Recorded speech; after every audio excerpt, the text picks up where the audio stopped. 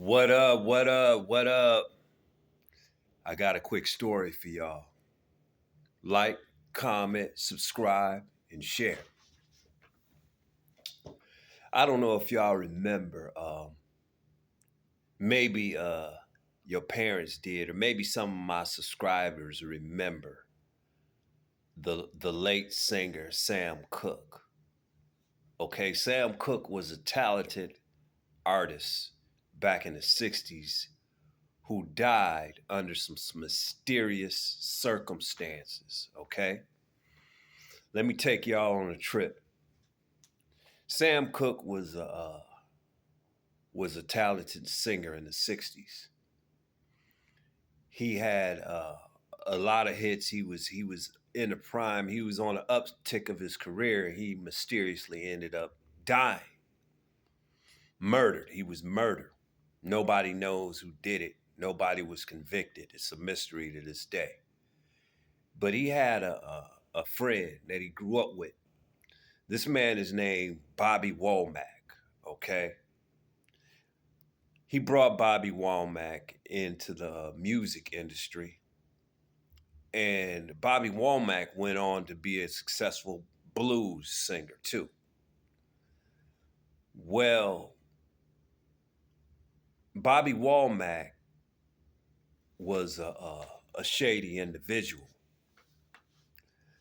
And it's a moral to this story too, as I get into it. Well, Sam Cooke gets murdered. Bobby Womack was attracted to Sam Cooke's wife. Okay? He shows up to the funeral. Bobby Womack was Sam Cooke's wife. Okay? 3 months after the funeral, Bobby Womack marries Sam Cooke's wife, who was supposed to be his best friend. Right? He marries his wife. And after he married his wife, his family didn't want anything to do with him. And Sam Cooke's brothers wanted to actually kill Bobby Womack for doing that. Bobby Womack, Sam Cooke's wife, she was gangster now. She wasn't to be played with. She married Bobby Womack, and apparently she loved him. Well, anyways, Sam Cooke's brother said, "Look, Bobby, if you ever come to Chicago, we're going to kill you." And they meant business, okay? These were some rough characters. You don't do my brother like that. You don't do my dead brother like that. So one day, Bobby Womack, he gets to Chicago. He calls Sam Cooke's brothers up, tells them what hotel he's in, and Sam Cooke's brothers show up to the hotel. Now, keep in mind, Sam Cooke's ex-wife is a gangster, so she had a gun. She loaded her gun up. But Bobby Womack, while she wasn't looking, took the bullets out of the gun. So Sam Cooke's brothers show up to the hotel room, and they ended up beating the living crap out of Bobby Womack. Okay? They beat this man to a pulp. And the cops said, look, they said, we're going to prosecute these guys for beating you up. But Bobby Womack was like, nah, don't do nothing to him. He didn't want to press charges. So while they was beating his ass, I'm going to go back. While they was beating his ass, Bobby Womack's wife, which is Sam Cooke's ex-wife, comes out of the room firing the gun, but the bullets, it had no bullets in it. So that's why they continue to beat his ass. Well, they beat the crap out of him. Sorry for my language. But anyways, they beat the crap out of him. So check this out. Bobby Womack continues to be married to Sam Cooke's wife after this.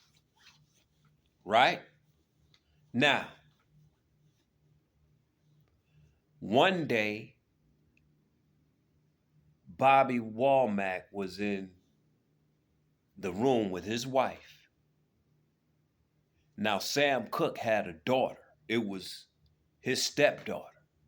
It was Bobby Womack's stepdaughter, and it was Sam Cooke's daughter. He left the room. He left his wife in the bed. He thought she was asleep. He goes over into the next room and found Bobby Womack in bed with her daughter. Picture that. Now, I told you, Sam Cooke's wife is gangster, okay? She went and got the gun, and she tried to blow his head off. She grazed him. She grazed the side of his head. They ended up getting a divorce after that. And she never spoke to her daughter again. Never. Now, Bobby Womack, if you Google Bobby Womack's name, Google this song, I Wish He Didn't Trust Me So Much. He was talking about his friend, Sam Cooke.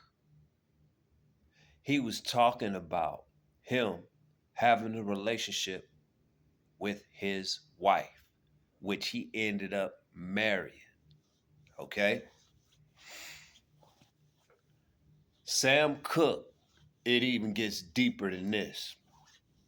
Bobby Womack had a brother who ended up marrying Sam Cooke's daughter, who Bobby Womack had an affair with. Check that out. Is that crazy or what? Well, it went on. Bobby Womack ended up dying a busted and broken man. He was a songwriter. He wrote songs for a lot of artists like Aretha Franklin. He was a ghostwriter, Janis Joplin, and a few others. But Bobby Womack ended up dying, busted, and alone. He made all the money in his musical career. He ended up dying. When he died, they say he only had $7,000 worth of assets. That's it. He died, I think he died of Alzheimer's, and he had prostate cancer. So, I say all that to say this. I can understand Bobby's situation because I've been in that situation before. But you know what I did? I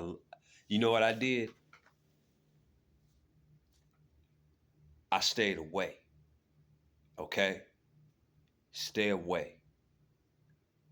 I stayed away from a woman who had a crush on me, and she was very attractive.